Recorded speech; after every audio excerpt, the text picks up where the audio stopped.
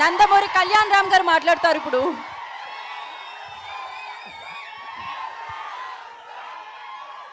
ముందుగా ఈ కార్యక్రమానికి విచ్చేసిన మీడియా మిత్రులకు, పాత్రికేయ మిత్రులకు, నేను తినే ప్రతి అన్నం మెతుకు మీద, నేను ఇచ్చే ప్రతి శ్వాసలో నాకు అండగా ఉన్న మా నందమూరి అభిమానులందరికీ హృదయపూర్వక వందనాలు, నమస్కారాలు. ప్రతి ఈవెంట్కి వచ్చినప్పుడు చాలా మాట్లాడాలని వస్తానండి. అంటే చాలా మాట్లాడాలి, చాలా చెప్పాలని వస్తాను. కానీ దాని ముందు చిన్నపాటి టెన్షన్ ఉంటుంది. అంటే ప్రతి ఈవెంట్లోనూ ఏదో ఒకటి పెడతారు. టీజర్ లాంచ్ అంటారు, ట్రేలర్ లాంచ్ అంటారు, లేకపోతే సినిమా రిలీజ్ అవ్వబోతుంది అంటారు.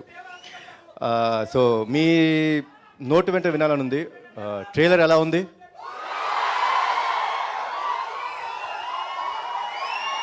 నచ్చిందా? Thank you.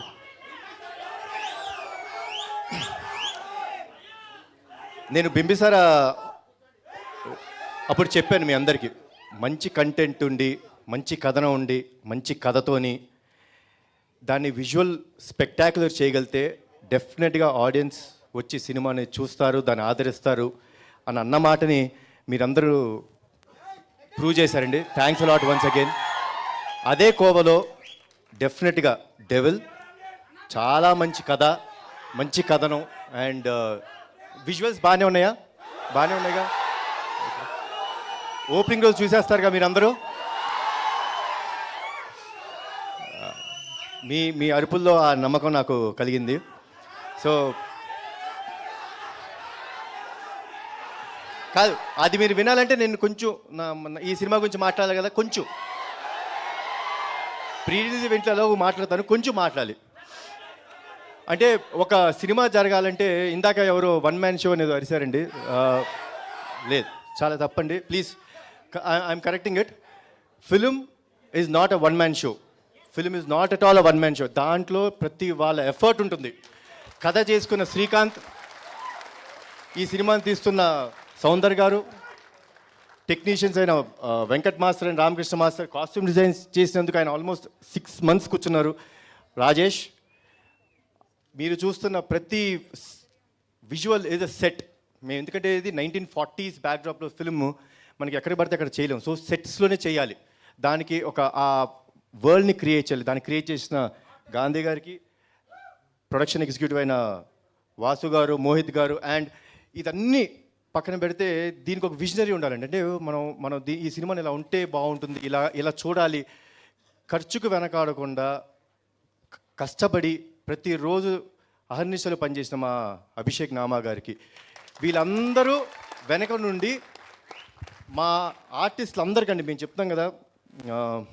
బాగా గుర్తు, I think December 12th last year నేను కారైకుడిలో షెడ్యూల్ చేసాం. బిగ్గెస్ట్ షెడ్యూల్, అంటే ఆల్మోస్ట్ 30 days కారైకుడిలో చేసాం. ఆ షెడ్యూల్ మొదలుపెట్టుకొని ప్రతి ఆర్టిస్ట్, మాలవిక గారు అవ్వచ్చు, సంయుక్త గారు అవ్వచ్చు, షఫీ గారు, సత్య గారు, అందరూ ప్రతి వాళ్ళు ఎంత కష్టపడ్డారో మాకు తెలుసు. సో ఫిల్మ్ అన్నది ఇట్స్ అ క్యూములేటివ్ ఎఫర్ట్. మేము ప్రొజెక్ట్ అవున వాళ్ళందరూ. So please don't say it's a one man show. Cinema అన్నది అందరి సమిష్టి కృషి. మీరు ఆదరించినప్పుడు మాకు ఇంకా ఆనందం వేస్తుంది. సో డెవిల్ డెఫినెట్గా డిసెంబర్ 29న మీ ముందుకు వస్తుంది.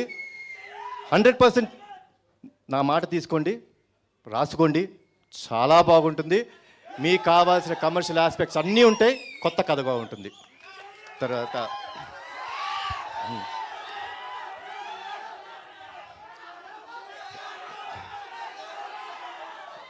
రెండు బింబిసారా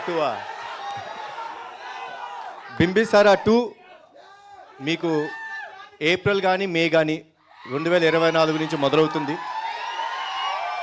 అదొకటి. తర్వాత తమ్ముడు సినిమా దేవరా,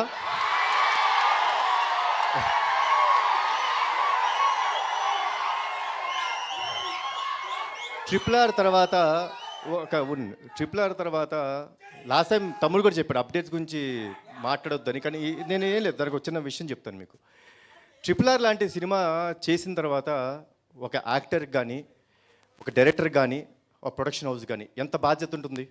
చిన్నపాటి ఏ మాత్రమైన విజువల్లో కానీ కథలో కానీ తప్పు జరిగిందంటే మీరు ఊరుకుంటారా? ఊరుకోరు కదా. సో సో సో సో ప్రతి తప్పు మేము తెలిసి తప్పు చేయమండి, కానీ దాని బాధ్యతగా తీసుకొని ఎంత కష్టపడతామో మాకు తెలుసు. సో రేపొద్దున ప్రోడక్ట్ ఇవ్వాలి మీకు, రేపొద్దున మీరు చూసేటప్పుడు ఇంతకంటే ఎక్కువ గోల చేయాలి. సో దానికోసం త్వరలో గ్లిమ్స్ రాబోతుంది.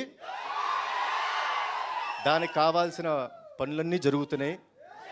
విజువల్ ఎఫెక్ట్స్ చాలా టైం పడుతుంది మాకు, ఎందుకంటే you will see a very new world. ఇప్పుడు ఎలా 1942s బింబిసారా మేము ఎంత కొత్త ప్రపంచాన్ని మీకు చూపించామో, దేవరా మీకు కొత్త ప్రపంచాన్ని చూపించబోతున్నాం. సో దయచేసి ఓపిక పట్టండి. డెఫినెట్గా టీం అందరం కలిసి ఆ డేట్ అదంతా అనౌన్స్ చేస్తాం. అండ్ అదే అన్నీ అనౌన్స్ చేస్తాం. ఇంత చెప్పిన తర్వాత కూడా మళ్ళీ టీజర్ అంటావు ఏంటబ్బా? ఎవడా నువ్వేనా? ఏమప్పా ఇంత చెప్పింది వినలేదా?